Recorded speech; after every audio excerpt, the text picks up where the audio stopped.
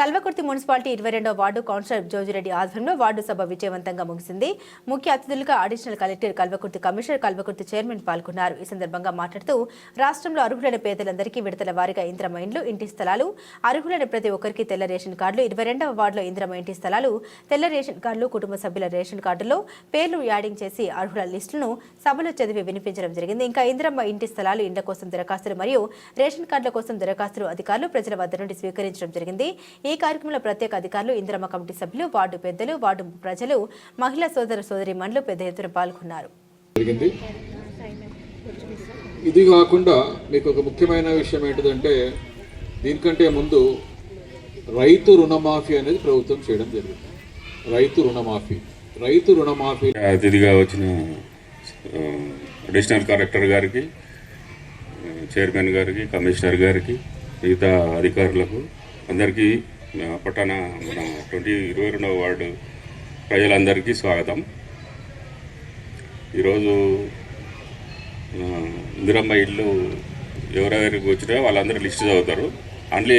Already enquiry అయినా చదువుతారు. రాని వాళ్ళు మళ్ళీ అప్లికేషన్ పెట్టుకోవాలి.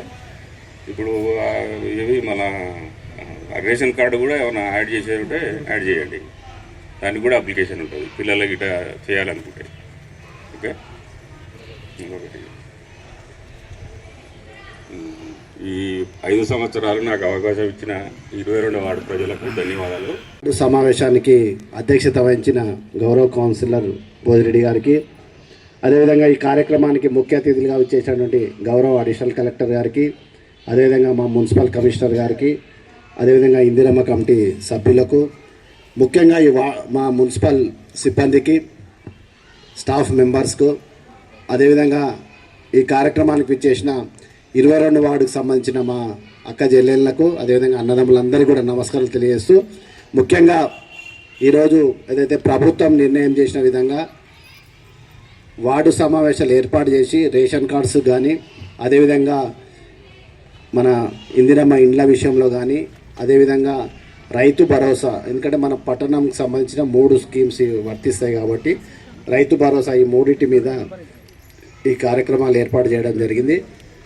ముఖ్యంగా ఎందుకంటే ఈ రేషన్ కార్డ్స్ కానీ, ఇండ్లు కానీ, ఇది ఎప్పటికీ ముగిసిపోని కథ. ఎందుకంటే మన కుటుంబాలు పెరుగుతూ ఉన్నాయి, పెళ్ళిళ్ళు అవుతున్నాయి, పిల్లలు పెద్దగా అవుతున్నారు, కుటుంబాలు మారుతూ ఉన్నాయి. కాబట్టి రేషన్ కార్డ్స్ అనేది నిరంతర ప్రక్రియ. ఏ ప్రభుత్వం ఉన్నా మొదటి ప్రయారిటీ ఇచ్చేది ఇండ్లు, రేషన్ కార్డ్స్.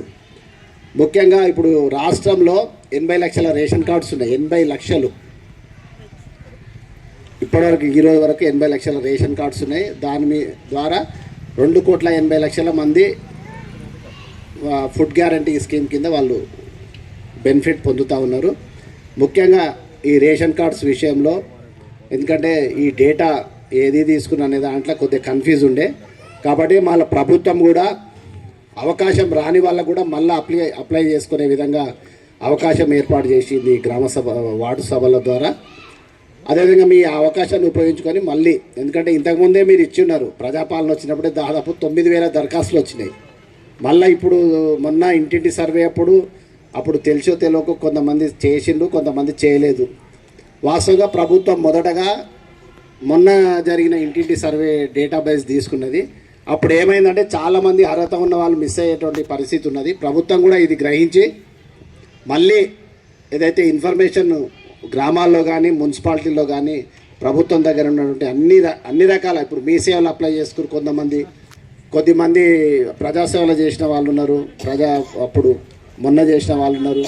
ఇంకా వాళ్ళు కూడా ఎవరైనా మిస్ అయితే కూడా ఇప్పుడు కూడా దరఖాస్తు చేసుకునే విధంగా ఉన్నది. కాబట్టి ఈ అవకాశాన్ని ఉపయోగించుకొని ఖచ్చితంగా మీరు అందరూ దరఖాస్తు చేసుకోవాలి.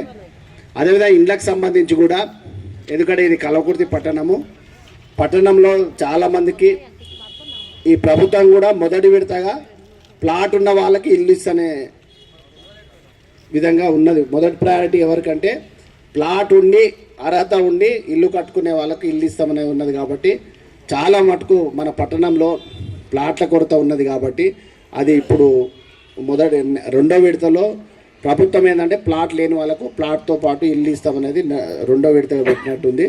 కాబట్టి ఎవరైతే ప్లాట్ ఉన్నదో వాళ్ళు అవకాశంగా తీసుకొని ఈ సందర్భంగా ఇల్లు వచ్చే విధంగా అప్లై చేసుకోవాలి. ఏదైనా రాకపోతే కూడా మళ్ళీ దరఖాస్తు చేసుకొని మీ యొక్క అప్లికేషన్ ఫామ్ ఉండే విధంగా మీరు చూసుకోవాలని కోరుకుంటూ, ముఖ్యంగా మాది ఎందుకంటే మా భోజిరెడ్డి గారు కౌన్సిలర్, నేను చైర్మన్గా రేపు 26వ తారీఖు మాది పదవి అయిపోతుంది.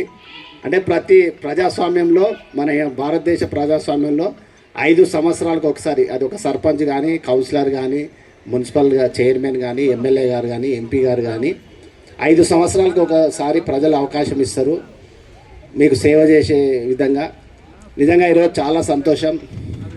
మేము 5 సంవత్సరాల కాలంలో చాలా, మీరు ఎవరైనా చూడవచ్చు 5 సంవత్సరాల క్రితం ఏ విధంగా ఉండే, ఈరోజు ఏ విధంగా ఉంది, మీరు ఖచ్చితంగా బేరేజు వేసుకోవచ్చు. మాకైతే చాలా సంతృప్తిగా ఉన్నది. ఇంకా ఎందుకంటే ఒకేసారి అన్ని కార్యక్రమాలు కూడా చేయలేము. ప్రభుత్వం కానీ ఒక మున్సిపల్ కానీ అంటే మన సంసారం లేకనే, సంసారంలో కూడా ఎన్నో ఆలోచనలు ఉంటాయి. ఒక ఇల్లు కట్టుకోవాలని, ఒక కారు తెచ్చుకోవాలని చాలా ఉంటాయి. కానీ మన బడ్జెట్ ఉంటుంది. అంటే ప్రభుత్వాలది కూడా బడ్జెట్ ప్రకారము ఏవైతే ప్రయారిటీ ఉన్నాయో, మురికి కాలువలు, సీసీ రోడ్స్, నిజంగా మీరు ఒకసారి ఆలోచన చేయండి. పోయిన 5 సంవత్సరాలు మంచినీళ్ళకి ఎంత ప్రాబ్లం ఉండే. శ్రీశైలం గారు చైర్మన్ ఉన్నప్పుడు వాళ్ళు పాపం చాలా కష్టపడరు. దాదాపు 5 సంవత్సరాలు బోర్ల కాడనే వండుకున్నారు వాళ్ళు. ట్యాంకర్లు, బోర్లు, దాదాపు నీళ్ళకే 5-6 కోట్లు పెట్టారు అప్పుడు మున్సిపాలిటీ. కానీ ఈరోజు నీళ్ళకి ఏమైనా ఇబ్బంది ఉందా ఎవరికన్నా? మంచినీళ్ళు మంచిగా వస్తున్నాయా అమ్మ? వస్తున్నాయి కదా. అంటే ఒక సమస్య పోయింది. వాస్తవంగా ఒక సర్పంచ్ కానీ, ఒక కౌన్సిలర్ కానీ, మున్సిపల్ చైర్మన్ కానీ, ఎమ్మెల్యే గారు కానీ, ముఖ్యమంత్రి గారు కానీ ప్రజల యొక్క దాహార్తి తీర్చిందంటే వాళ్ళు ఖచ్చితంగా సక్సెస్ అయినట్టు. మంచినీళ్ళు, ఎందుకంటే నీరే ప్రాణాధారం. నీళ్ళు ఉంటే తప్పించి పొద్దుగాలు వేస్తే మీరు పిల్లలకు వంట చేసి పెట్టాలి. మన ఇంట్లో ఉన్న మగవాళ్ళు బయటికి పనికోవాలంటే ఫస్ట్ మీరు నీళ్ళు కావాలి. నీళ్ళు లేకపోతే మీకు ఎక్కడ తోయని కూడా లేదు. కాబట్టి ఈరోజు నీళ్ళ ప్రాబ్లం లేదు. ఓకే, కేసీఆర్ గారి నాయకత్వంలో కూడా గతంలో చాలా కార్యక్రమాలు చేసినాం.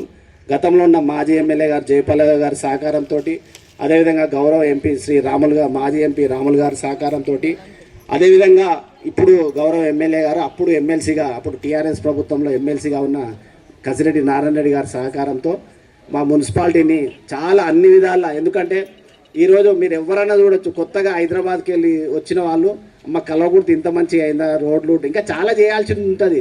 ఎందుకంటే ఒక్క 5 సంవత్సరాలనే మార్పు అనేది రాదు. చాలా మటుకు మేము పార్కుల విషయంలో కానీ, మంచినీళ్ళ విషయంలో కానీ, అదేవిధంగా కాలువల విషయంలో కానీ, ఈ మధ్యనే మేము మున్సిపాలిటీకి వెళ్ళి సిగ్నల్స్ పెట్టినాం. చూడొచ్చు ఎవరైనా, ట్రాఫిక్ సిగ్నల్స్ కూడా మున్సిపాలిటీకి వెళ్ళి పెట్టినామంటే ఇది ఒక చరిత్ర. ఒక నేషనల్ హైవే మన పట్టణం గుండా పోతుంది కాబట్టి చాలా వేగంగా పోతున్నారు. ఇంటురా ఈ ప్రమాదాలు వచ్చేటువంటి అవకాశం ఉంటుంది. టౌన్లో చాలా స్పీడ్గా పోతారనే సందర్భం గుర్తించి మేము మున్సిపాలిటీ తరఫున దాదాపు 16 లక్షల రూపాయలతోటి ట్రాఫిక్ సిగ్నల్స్ ఏర్పాటు చేయడం జరిగింది. మొన్ననే ఓపెన్ చేయడం జరిగింది. ముఖ్యంగా 22వ వార్డుకు సంబంధించి మా భోగిరెడ్డి గారు మా క్లాస్మేటు, మీ అభిమానంగా మీరు స్వతంత్ర అభ్యర్థిగా మీరు కౌన్సిలర్గా గెలిపించుకురు. ఖచ్చితంగా నాకు చైర్మన్గా సహకారం అందించింది కాబట్టి ఓకే, మాకు మున్సిపాలిటీలో అన్ని వార్డులను సమానంగా అభివృద్ధి చేసాం. ఎక్కడ అభివృద్ధి విషయంలో